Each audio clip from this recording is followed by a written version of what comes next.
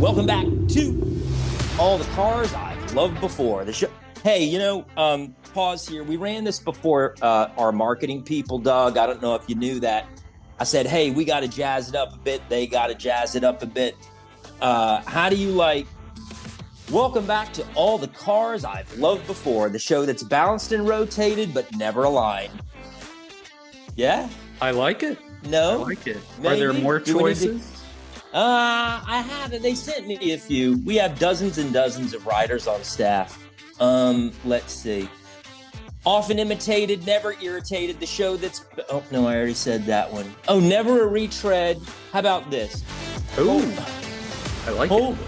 What is this? Retread, whole grain bread, grass-fed. That doesn't even make any sense. All right, how about this one? The show that's fuel-injected, warranty-protected, zombie-infected, self-directed. The show where every car tells a story. What do you think? I think we need to get one more in honor of our guest that I can't wait to get to. We're going to fire the marketing department. How about this? Okay. Welcome back to the show that's turbocharged, large and in charge. Homer is married to Marge show where every car tells a story. What do you think? Better? You saved the best for last, didn't you? Anyway, let's roll with it. Listenerland, welcome back. Great to have you. And let's see, there's a lot to get into today. I went to the neatest car show with my kids and my pal, Kelly. Doug, we're going to have Kelly on. He doesn't know it, but me and some pals are going to dinner with him next week. Where was this car show?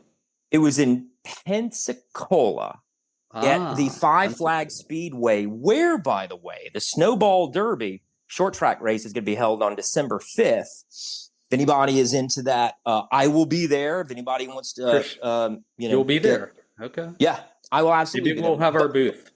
Yeah, my buddy got tickets. We got invited. I might be taking one of my kids. It's 4 days of racing, never ending, super fantastic. But on those grounds over the last weekend was the Rare Air air-cooled show where the VWs from yesteryear, from way back when to now, real deal car shows. So you got to vote for your favorite VW. They were all VWs. There were people selling parts, dashboards, hoods, fenders, dash assemblies, door. It was one of these smaller shows outside. Thank goodness the weather was wonderful, but really passionate people. I went with my buddy Kelly, my two younger sons, and we just got to geek out on the old Westphalias, the campers, the Carmen Gias. Saw the Rabbit is near and dear to my heart. Saw a diesel Rabbit, beautiful. There were cars with paint peeling that rusted in their original set outside condition. Cantina. There were absolutely. There were cars where the insides had been ripped out. The camper in custom woodworking had been put in. Oh, by the by, this is Doug sent a lot of this out on is that the Instagram? Instagram and Facebook. Yeah. Check out our posts, y'all. Check out our posts. Get to that in a minute. Great pictures. Hey, sorry, real quick. Yeah. There was one other manufacturer there, right? If you will. America's air-cooled car. What was it? The Corvair? Yeah. Unsafe at any speed. It was there. It was there. The Chevy truck. The little truck was with. Yeah, there were two side by side that were basically America's answer. Like, VW tapped into something. They absolutely were. Yep, they came in several configurations, including a truck, a van, a car, a convertible, a 4-door. You name it, they had it. Yeah, they had right-hand drive. There was Carmen Gia's bugs, and on and on and on. The car we voted for was this gorgeous Carmen Gia. The owner, Trevor, I'm trying to get him on. He lives not far from me. Super fantastic guy. Trevor, please call me, email me. Let's make it happen. Let's make it. Oh, yeah, and a callback to Freesia Brothers, the episode that just dropped, VW specialists in Greenwich, Connecticut. Connecticut. I want to say Stanford. Correct. I know that's not right. Guinevere, lovely human being. Can't wait to have her dad on the show. Her and her dad back on the show. And so we're just continuing a VW theme here, which is lovely. But today we are going to pivot to, well, let's talk. Doug, tell us a little bit about the Facebook and Instagram before we interview today's guest, Mike. The Facebook and Instagram. Well, I want to tell you. I want to tell people about my weekend. Is that all right? Oh, okay. Well, I'm sorry. How was your weekend? Make it real quick. You talk about Facebook and Instagram. Okay. So, I had a wonderful weekend, car related as well. Through my with my DeLorean, I have done a few paid and unpaid events, and a wonderful young lady who was on the show, Lisa, talking about her Camaro and other vehicles. That's how we met her. She hired us to go to her 40th birthday party, have the DeLorean there. The big only stipulation really was she wanted me to pick her up at her house and drive her there. And she and 150 of her friends, she had an awesome 80s cover band called The New Romance, who I've seen before as well, and they were fantastic. It was all 80s. It was so wonderful, and just people ask. I only got 2 questions about the flux capacitor. 1 question about if the car goes 88, and the one guy lots of great conversations. We were on the phone, and he's like, "What is this car?" What he had no clue. He's like, "Is this a spaceship? Is this an amphicar? Yeah. What is this?" Yeah. One person asked me if it was a kit car. DeLorean kit car, which I don't think anybody's gone through that effort, but it made me so happy to just see those people enjoying the car, taking pictures with it. Lisa said it was a big hit, and I didn't realize the part was that big. Lisa went all out, and only other thing I'll say, I went to Cars and Coffee the next day. Didn't bring my car, but met a great guy. Trying to remember his name, but hopefully he'll be on the podcast. But he had a green 1973 Saab 9.6. Neat car. I'm not sure I've ever seen one before, but it has a V4, little tiny engine, so 2 cylinders on each side in a V configuration, and it was fully restored. It was beautiful, and I don't want to give it away, but he grew up with Saabs, and he has some really great Saab stories. So can't wait. Not S-O-B, Saab, cry, but S-A-A-B, born Swedish from car. Jets. Yeah, that's right. Born from Jets. Love that. So that was my weekend. Love it, man. Yeah, let me just toss in here before we introduce Mike. Calls to action. You guys know the drill. I sound like a broken record. Younger people won't know what that means. Do follow the show, please. If you like it, tell a friend and subscribe, or check us out on Facebook and Instagram. Doug posts. He's clever.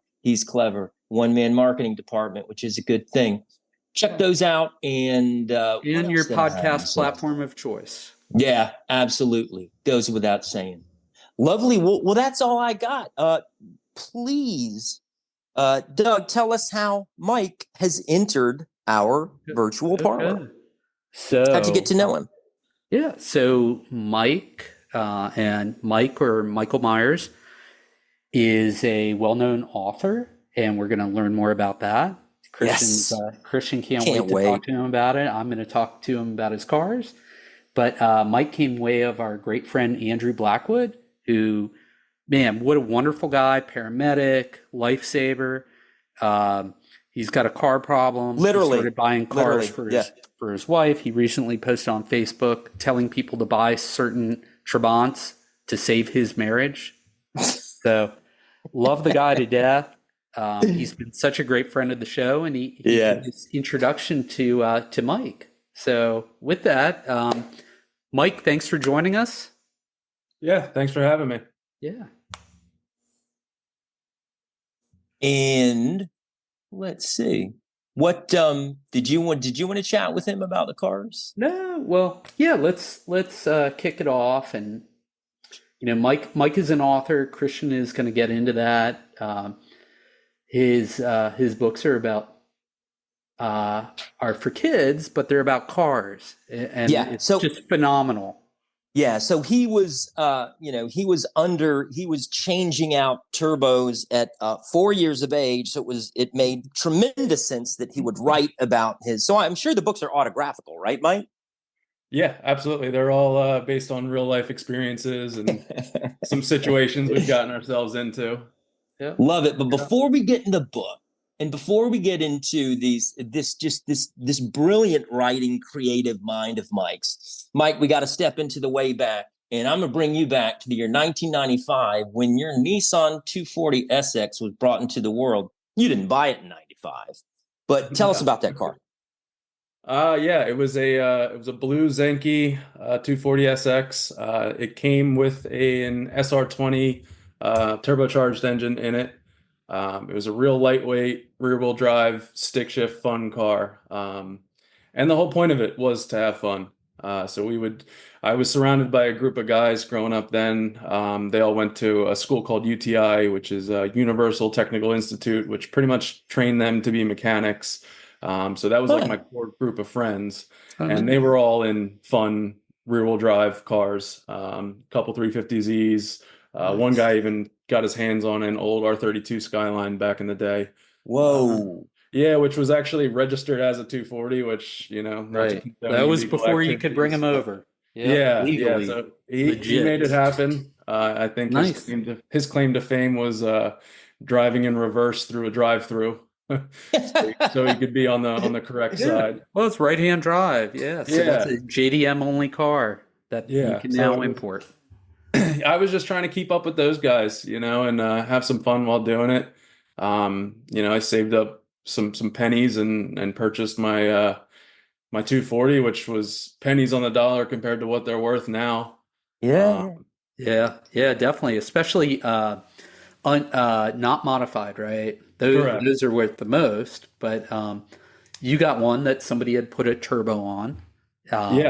They changed the engine out actually entirely, and this was I'm sure I've mentioned on the show before to others, but I had a 1989 240SX, non-turbo, of course. So that was the first gen of the 240SX in the US. Yours was a second gen. Yeah. Yep. So it was a notchback, not a hatchback, if I remember. Yeah. Correctly. So I know them from like the S chassis numbers. So I believe what you're referring to is yours was an S13. And I believe those came in the notch and the hatch. And then mine was the following model, the S14. And it was the Zenki refers to the front end. So it had, they call them Zenki headlights. Oh, okay. Yeah. So it's just a different facelift. When they went to the S15, they had a more aggressive headlight. And that was pretty much the same body style, but a little variance there. Gotcha. Yep. But same great formula, front engine, rear wheel drive, light. Yeah. Not a ton of power, but just enough. Yeah. And anybody who knows about cars, right, is going to know when we say S13, S14, they're going to have that background and know exactly what Mike here is talking about. And back in the day, nobody talked about that. It was a Nissan 240SX, and it was just such a neat car. And such great memories. So what happened to that car, Mike? So I actually, unfortunately and fortunately, had to sell the car. That was right around the time I had written my first book. For good reason. Yeah, and I was right at a point where, I had it illustrated and I needed a graphic designer to help me pretty much get all the borders, fonts, and get it all into the proper sizing for the self-publication route that I was going to take. And I didn't have the cash, and it was a tough decision to make. I got hit with a pretty hefty bill, but I knew that I needed to get this book out, and I did what I had to do. I let go of a car that I do miss today. I wish it was sitting in my garage right now. It would be, a very fun vehicle to own right now, and I would be utilizing it for sure. But it was an investment, and it published my first book. Yeah. And that's snowballed into where I'm at now. Can we pause for just a moment at how Yes, fantastic and how much a superstar Mike Myers is at this point. How many times on this show, dozens and dozens of episodes, what happened to your first car? I wrapped it around a telephone pole. I put it into Lake Michigan. I drove it into the 40-year drove flood. it without oil. Right. All those change things. the oil? No, I thought that was optional. Check the oil. I can't get over this part of the story. This is the part of the flow chart that nobody saw coming, where he zags to the right, and to fund his business startup. All right, to fund his business startup, as he said, his dream was a children's book. So before we move on to any of the subsequent cars, could we talk a little bit about the inspiration, how the idea came to you? So from being, I think opposite sides of the brain, you're very obvious, very tactile engineer, fixing things, mechanical, but this creative strike hit you. Could you talk about how those two things came together? What that eureka moment was, and when you knew you had to see it through? Yeah, so we talked a little bit off camera about the aha moment where I'd heard a turbo whistling in the distance, and I said out loud to a friend of mine, "Oh, that's a noisy snail." And coincidentally enough, that became the title of my first book, The Noisy Snails. It's based around a twin turbocharger setup. And it just hit me that, I had these characters in my head and that they would fit very well for a children's book. And I had mentioned I always wanted to make a product. I had a bunch of ideas. I had a whole book of all these different things. They all were tough to attain. And not to say writing a children's book wasn't tough, but I knew even if I had to go to Staples and glue pages together, I could physically make a book. I wouldn't need patents. I wouldn't need, a crazy design team.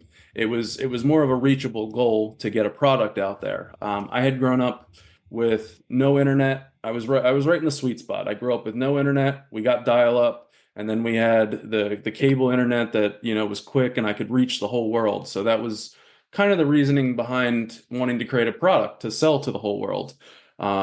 And that was it. The motivation came. I realized there was nothing out there like it. I say it all the time. There were car books and, there was like the red race car and things like that. But I wanted to dive in deeper for, and still no kids, but having no kids at the time, something for the motorhead like myself, if I was a father, what I would want to read to my kids. So it was, Gotcha. It was definitely a book for the kids, but I'd be lying if I said I didn't write it for the parents. Yep. No, I love it. I was talking to Christian about this and my girlfriend. I'm like, man, I wish I had known about this book when my kids were little. Yeah. Maybe they wouldn't be so interested in video games. But you gotta. Yeah. Go ahead. No, I get it all the time. I love it. I love it, man. I get it all the time. People saying, "Oh, I wish I had this as a kid," and always my response is, "Me too." That's why I wrote it. Right. Yeah, so if you got to check out his website. I'm going to give you a couple of websites out there, listener land. The first is mhgproductions.com. Not to cut you off, but if you want to give a more simple one, tisforturbo.com will take you to the same place. So much better. So much better. Yeah. So T is for turbo. And these books are just so clever. I say the names of the books and I can't get the smile off my face. The Sprocket Rocket, about a motorcycle, the Noisy Snails, as he alluded to, the Whiny Supercharger, Brocky, the Brave Little Race Truck, and T is for Turbo. Okay, so it's and the great thing, if you've had kids, you can get these, I think, in Doug's chat and me, we'll get all these in the show notes. So if you're at the point of listening on any of these platforms, all of these URLs, these web addresses will be in the show notes here. But I think you missed on the sideways sliders, which Doug will appreciate. That actually has my 240 on the front cover. Nice. I see that. It's immortalized. Absolutely, it had to be. And then the S13 to the right of it, which was a buddy of mine's car, so I threw him in there as well. He's actually the one I dedicated the book to. He was a good friend of mine. He ended up getting, he was always sliding around cars, but he had a Barbados blue GTO And Ooh. that was one of the, if not the first car I experienced drifting and burnouts and, having fun with a vehicle in. And unfortunately, we lost him to brain cancer a few years ago. Oh, Um, wow. but I had dedicated the book to him even when he was still around because it went in remission. And, I just thought it would have been a nice tribute to him. And, It you was. know, It's a beautiful yeah. tribute. And unfortunately, we did lose him a few years later. But again, he's also immortalized in my book, along with in my brain with my creativity and inspiration. He was he kind of showed me the ropes on what a car can do, and Yeah. he was a fun guy to be around. Yeah. Are you sometimes surprised at the themes that come up in these books? You sometimes surprised at what gets kind of what inspires you, what memories come up, and what stimuli around you You make know you what? want to write what you write? I don't know if I would say surprised because I have a whole notebook filled of books. So, like I had mentioned, I had grown up surround like like I said, my core group of friends, they were all car guys every day, every weekend. No matter what we were doing, it was going to Mhm. involve cars or motorcycles. So I have, all these memories. And like I said, I like to write about things that I've experienced. So I already have a long list of things that pretty much a queue in my head of the next Yeah. books coming out. So, and it still goes on today. These books have brought me all over the country. I have a friends group that literally stretches from here to the other side of the country, pretty much just because of the traveling and things that I've done. I've got a really good group of guys in Ohio with some really crazy cars. He's got this Exo Kart BMW. It's got no roof, no doors, no hood, and it's pushing 2,000 horsepower. And it's an unreal experience to drive in that. And he's one of my best friends at this point. And I met him through my books. He was a Facebook friend. It's funny, I think even to this day, T is for Turbo is on his cover photo on Facebook with his child as an infant, like one of their, Love it. maternity or one of their first baby pictures. Yeah. Right. And Fantastic. he opened the door for me to get into one of these events. I couldn't get a hold of a guy. I wanted to do the Cletus McFarlane events. And he said, "Dude, just come. You can sell your books out of my tent." So I made up a little banner that had my logo on it, his logo on Yeah. it, showed up, and it was a pretty funny experience because I got into the event that I wanted to get into. A week later, I get a phone call from the guy who runs the events, and I quote him. He says, "We don't like what you did, but we like what you do." And then he offered me a spot in the events. So I've been pretty much doing the events for him ever since. So So yeah, all thanks to Carl for just opening his doors to me. And like I said, he's one of my best friends at this point. Yep. And his kid's first word was turbo. Yeah, yeah, I believe it. And he was able to make all the turbo sounds as well. Excellent. I, I love that. And one thing that struck me as we were doing show prep was now I have three sons. They're a little older now, but it anything that we can do to get young boys reading, I think is fantastic to engage. And this I'm sure this has been a theme because when you go on your website, it's you and families, it's you and kids, it's what you've done that brings joy and kind of inspires. Reading is such a crucial skill for children, especially little boys, and whatever you can do to foster that, I think is fantastic. So I think you're doing good in so many ways. I appreciate that. And I was that kid. I Yeah, enjoy reading, but if I'm not involved or invested in the topic, I'll read the words on the page and they just don't register in my head. So, I do have families come up to me and tell me that, how much their kids love the book, and I can't even express how that makes me feel. mm, But I know it's because it's something they enjoy.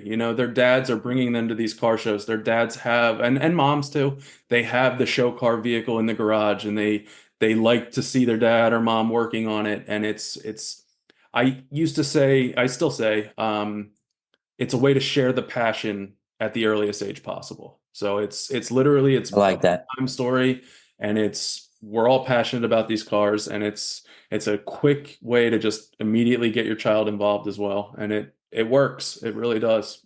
I like that. I like that. And before we uh, leave this detour where we're talking about where your life really took a turn here, can I ask about your illustrator? Because in looking at the books, I noticed that the same person illustrates. So could you talk a little bit? And I more and more interested in the idea of collaboration. You know, Doug and I doing this show.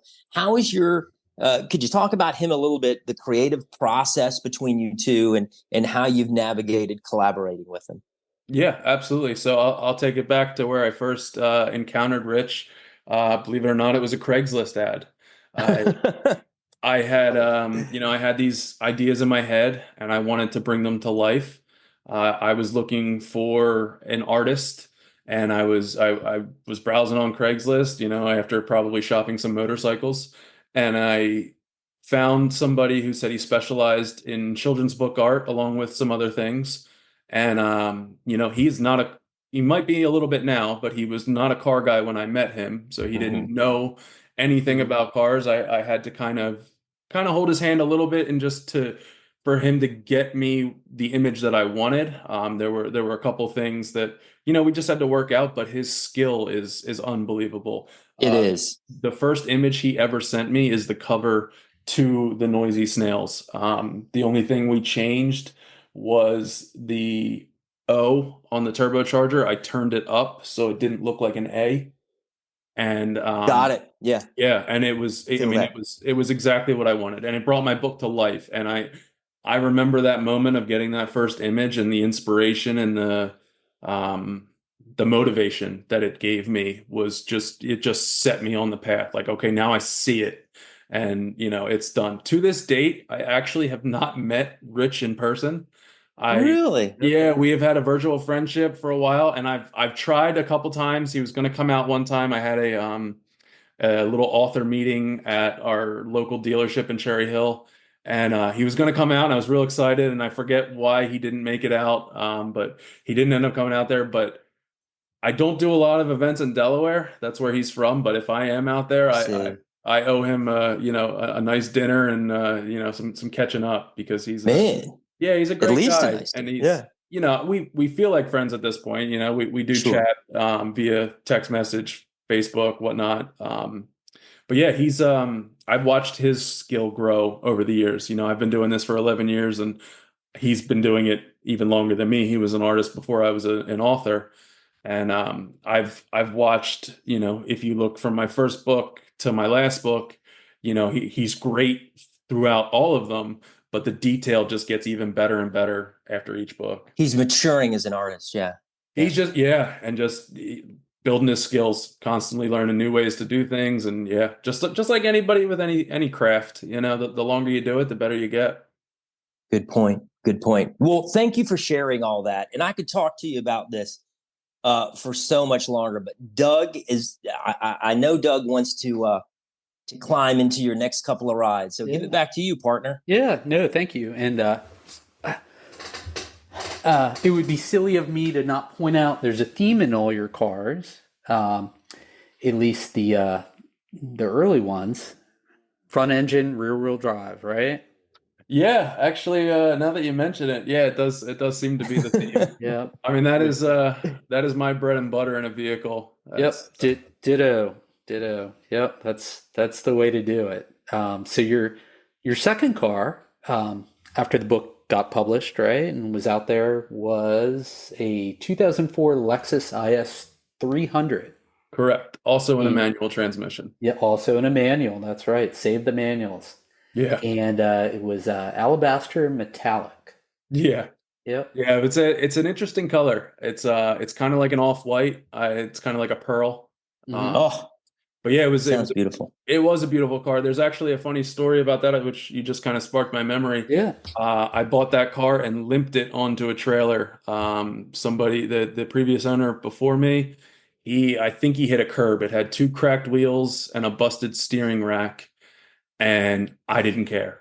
I was searching. The production on manuals on those vehicles was pretty low. They were hard to find. And this one hit all the boxes, and I could have cared less that I couldn't drive it right away. So I real quick, my boss at the time had an enclosed trailer. We went over, and like I said, I mean, I limped this thing onto the trailer. It barely made it up the trailer, and I drove that thing home or I rode that thing home with a smile on my face. Yeah, no, and if memory serves, so that was Lexus's kind of first small car, four Yeah, door, Toyota overseas, right? yeah. It had a gated manual, right? Which is, I It think, wasn't gated. No, it okay, wasn't gated. It was traditional okay, manual, my bad. but it was their first attempt to go for like the tuner group. Like Yep, they went they had and I'm not a huge fan of the taillights, but they had some tuner taillights on it, and yeah, it was definitely out of the norm of what Lexus was used to doing. They're used to yes, doing like their big body, um their big sedans and whatnot.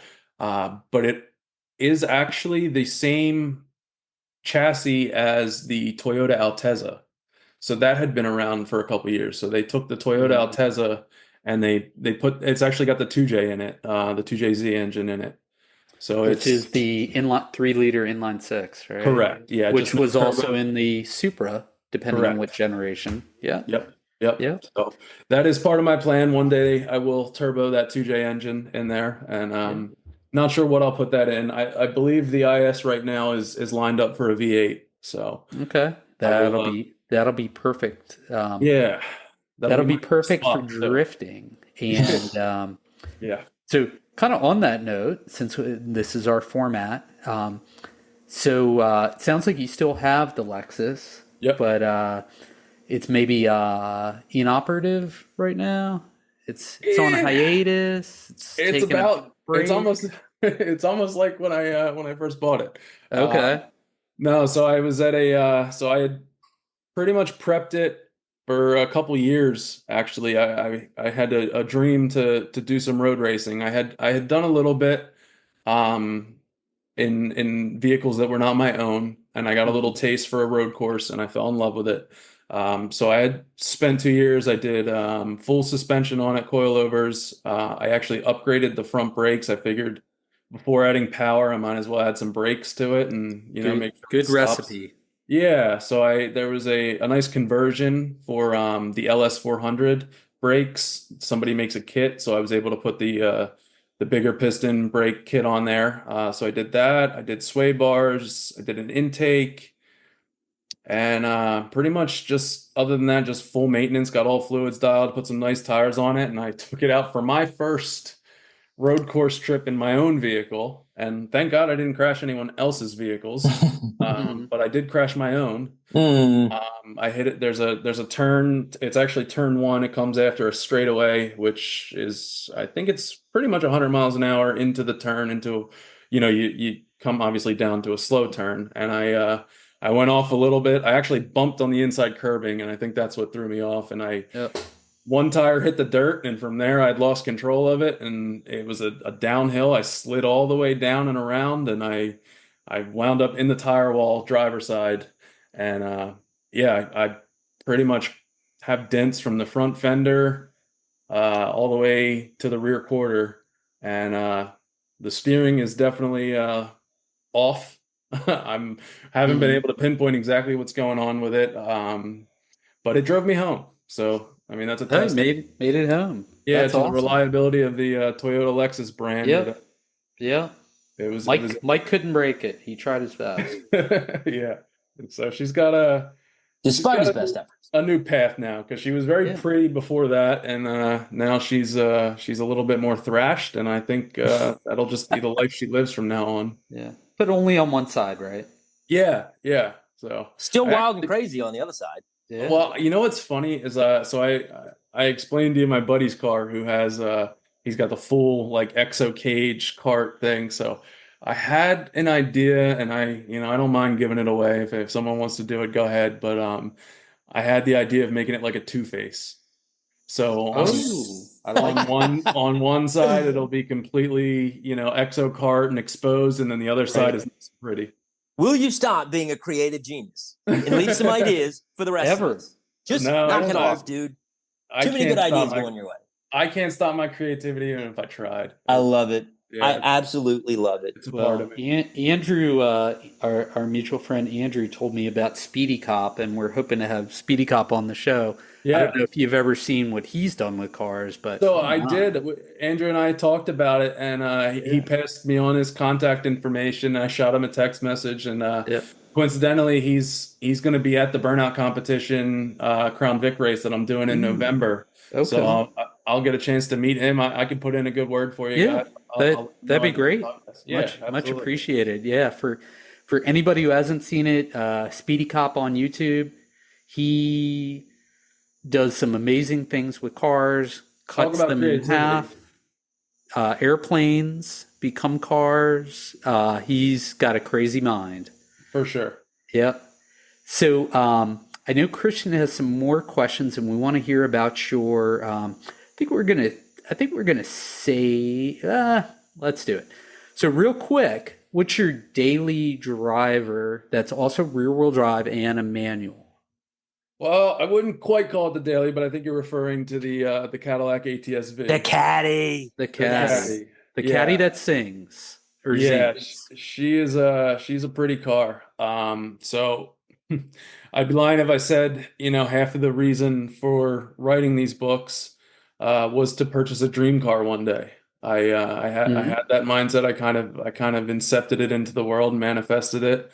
And yeah, so my books took off. Power of the internet. They went absolutely Yes. completely viral. I was selling books to Australia at night and then every other country during the day. Jeez. Yeah, it was a wild ride. I collected enough cash to be able to fund a car that I never really expected to be able to afford. I wasn't 100% sure on what I wanted. I wanted the recipe, right? Like we just talked about. I wanted Mhm. rear-wheel drive, I wanted a manual transmission, and I wanted something that came out of the box with some power. So that was kind of my three prereqs for what I was looking for. And the funny story is, I had done a little bit of shopping, just bouncing through dealerships, taking a look at some things, test driving some things. I took my brother with me, and my brother's my absolute best friend. He's a car guy as well. Mm. He's a Volkswagen guy. We're also a Volkswagen family. He drives a Nice. GTI, just to throw that in there. I heard you guys talking about Volkswagens. Yeah. So I take him with me. We go to Lexus, BMW, Audi. He didn't get out of the car. There wasn't anything there that was, gonna speak to him. BMW was right next. It was BMW, Lexus, and Cadillac dealerships all within the same quarter mile of each other. So we had done the first two. We go to Cadillac, and there's the car sitting right out front. And he jumps up out of his seat and he goes, "That's the one." And then he's like, "Wait, hold on." Jumps out of the car, runs over to it, peeks into the window, sees it's a manual transmission, turns back to me. "Yep, that's the one." Mm. We bought it that night. Dang. Nice. No So hesitation. no, and it was well, there was so maybe we didn't buy it that night. We were no, it was closed. It was closed. Okay, now I'm remembering. We bought it the next day, but I went home and I tried to find one used because I've never bought a used car, or I've never bought a new car, and I Hmm. wasn't planning on it. And then we found out that it was the pedestal edition. The only other one I found in the country was in California, and it was an automatic. So I had no choice but to buy it, and it was first and only new car I've ever bought. And yeah, it was a staple to the books being successful, and Yeah. yeah, feeling the passion for it. And that car has a turbo or two in it, right? Yeah, it's a twin turbo. It's the V6. A lot of people get it confused with the CTS. Not many people are familiar with the ATS. Yep. The CTS is an awesome car as well, and Yep. I originally thought I wanted one of those. They actually, believe it or not, had two pedestals at that time. The CTS, the downfall was, I believe you couldn't get it in a manual. I could be wrong there. Either way, the one they had was an automatic. And then I was looking at it and it was huge. Like it was just such a big car, and Yeah. obviously it's got more power, and that's awesome. But the ATS was just a nice compact. It's a coupe, and it just spoke to me a little bit more. And it was it it's awesome. So they the cool thing that they did, being that I bought it new, they gave me a 3-day race school out in Las Vegas. So I had to buy a plane ticket and I went out and they let me stay. My condo was on a racetrack. I woke up sipping a cup of coffee to the new C8s ripping around a racetrack. And they put me in a manual ATS-V, the same thing that I bought, just someone else's. And they taught me how to race it. And that car was built for a road course. So it's got, all these different track modes that are designed for a road course. So not to go crazy into it, but like each mode you put in is like traction control for how much it lets the rear end kind of go out around a turn. So it was awesome to learn about the capabilities of my car. And it was probably 3 of the best days of my life. And I bet. Yeah, bet. Somebody else's car too. Yeah, and then you go back to yours. So, and someone else's the car, limits. Someone else's tires. I had exactly nothing to worry about. Although there was a little fear there. I think I passed on purchasing the insurance, and in hindsight, I probably should have. Don't do that again. Yeah. Oh man, so there was a little bit of fear, but I got a really nice compliment from the instructor. The way they worked it was we were all on like an intercom system, so like there was nobody in my car. And it was right when COVID was going on, so that was probably part of the reason. But there was nobody in my car except the instructor was on the intercom, so I could talk to him and he could talk back. And we were out with a group of probably about 5 or 6 cars split between the CTS and the ATS, and then each person got a chance to go behind the instructor. And I got a really nice. I take it as a compliment. But the instructor goes, and like that's when you're full go because there's nobody else in front of you. So I'm chasing the instructor around, and he made the comment, "Okay, Mike, you made me work a little bit there." And this was a professional race car driver who's saying that about me, and I just smiling from ear to ear after hearing that. And you can tell when somebody's got the right car because the moment you start thinking about it, you get this, we're on Zoom, but we do the video for the call here. Big smile comes on your face. And that's when, the car means a little bit extra. So yeah, love that. As we guide the show gently toward the off ramp, I did want to mention here, we talked about Skids for Kids, which is a cause that you're part of. Could you talk a little about that? Yeah, so that's my buddy Andrew. He's friends with so I met him through Carl, who I mentioned. Carl, just to plug him, is Hidden Motorsports out in Ohio. They're European BMW specialists. They do everything that way. But I met Andrew through Carl. He is the founder of Skids for Kids. He started it with his buddy Dalton. They've got an awesome group of guys. An honorable mention is this guy named Seth. He's a wild man. Yeah, he's got a crazy Metromite that he does burnouts in. But yeah, Andrew started this burnout group of guys, and he recruits them, and they all get together, and we go around to these events and do burnouts. And the beautiful thing about his organization is he collects donations via money and toys for children actively in the children's hospitals. So any child suffering with any kind of issue in the hospital, they bring a little bit of light to their day by, we'll finish a competition and they load up, trailers and pickup trucks full of toys, and they go and pull right up to the front door and unload these toys to all these kids sitting there waiting, maybe not having the best day, stuck in a hospital, and it's just, I've watched it grow over the years, and it really is a beautiful thing what they do.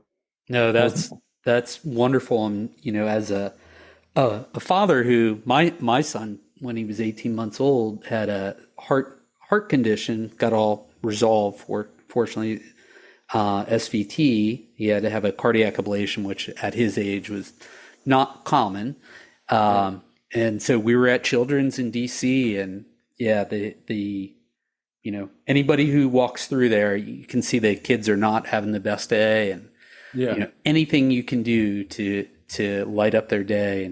And I just remember my daughter, who was a few years older, only 4.5 years. So he was so happy to see her I mean, he was 18 months old, but he was so happy to see her. He didn't know what was going on there, but fortunately he's fine. But yeah, there are so many kids in need. And so, man, I love this. Great cause. It's for kids. Yeah. Great cause. Yeah. Thank you for that. I'm smiling ear to ear on it. Well, yeah. So we just want to thank you, Mike Myers, for taking time with us. And I just want to reach out to listener land. And if you were having a bad day and you need a smile put on your face, go to tisforturbo.com, all one word, tisforturbo.com.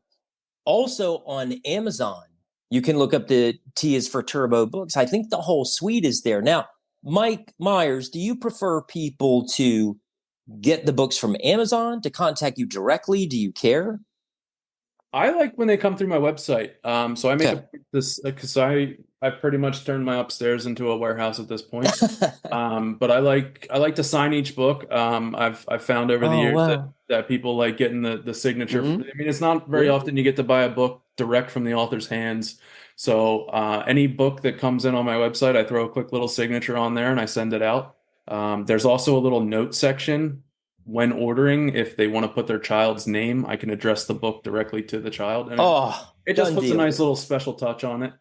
That is wonderful. And they would do that at tisforturbo.com. Yeah, so, Amazon, I don't see the books. They're handled through Amazon, but anything on my website, I'd be absolutely happy to do that.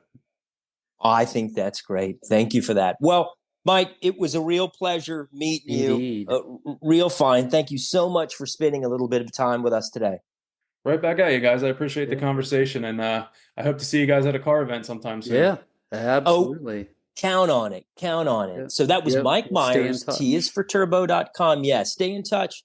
If you are at a car show and you see a guy surrounded by kids and they're all, by the way, the board books are great because they're also chew toys for your kids. My kids would tease and just constantly gnaw on them. So really, it's a 2-for-1. And if he's going to sign it, you got to go to the website, tisforturbo.com. That's it. We are going to wrap up here, move to the off-ramp, and we'll see you on the next episode of To All the Cars I've Loved Before, the only podcast where every car tells a story. Have a great week. See you soon. Thank you.